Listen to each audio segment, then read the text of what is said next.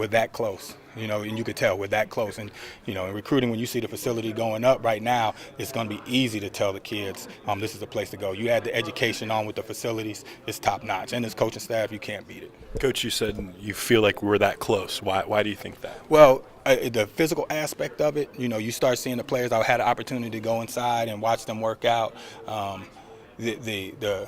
As a fan, I'm still a fan. I'm an alum. So last year watching the games and you see how close they were, you're that close. And it doesn't mean that I was the answer. It just means that I'm going to be part of the puzzle. So you see those little things. You hear the passion they had when they're working out. You see the guys being excited about being around each other. In this college football game, a lot of it has to do with experience, but a lot of it has to do with the passion of being successful. How have you fit in with this coaching staff?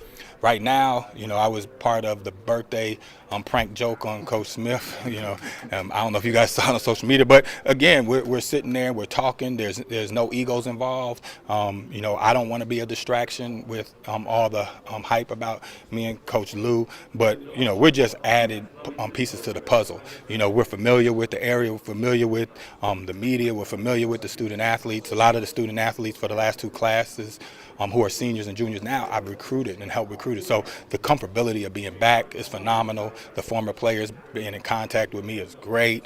I feel the excitement around the university. And as you guys know, you always have excitement around the Illini football.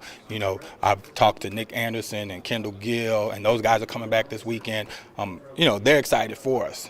So when you see the basketball team doing well and Coach Underwood, everything they're doing over there, it's the opportunity of a lifetime for any coach to be put in this position. Coach, when you saw those running backs last night, what's your first impression of this group? Well, I know the older ones, but then watching them play, and I told them, I said, the first thing Coach Smith said is the best group on the team right now, or the most experienced, are the running backs. I want that pressure, but the thing about it, from 1 to 7, you have to have the accountability of the group, the accountability of the team, have the accountability of 2090 class, 2090 team. You have to embrace that pressure, and they're excited about it. They ate well last night.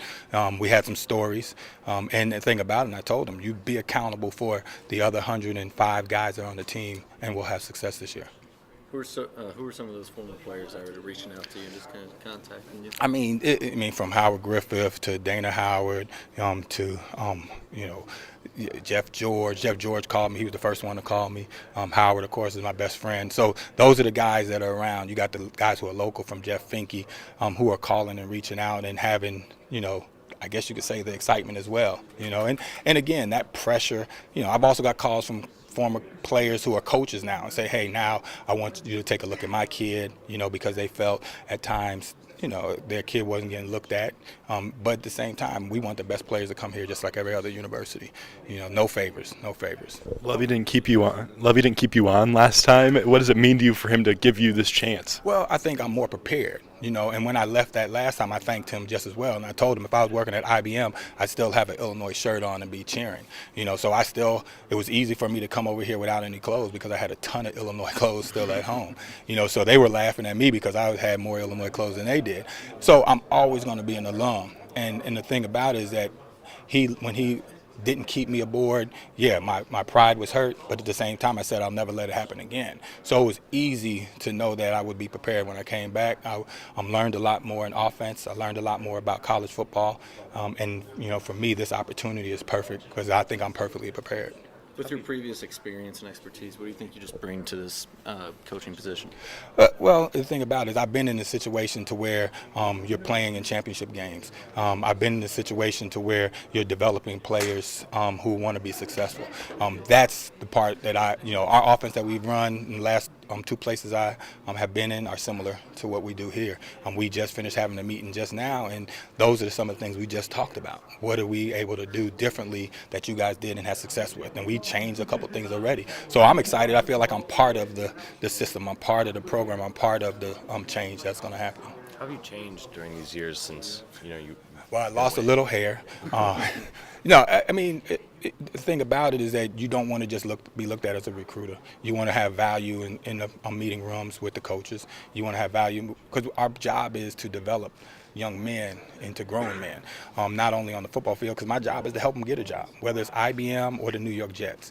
And as my development goes, their success becomes higher. So my change has come from a different eye of development, a different expertise of development, and getting 3 years more experience. Thanks, Coach.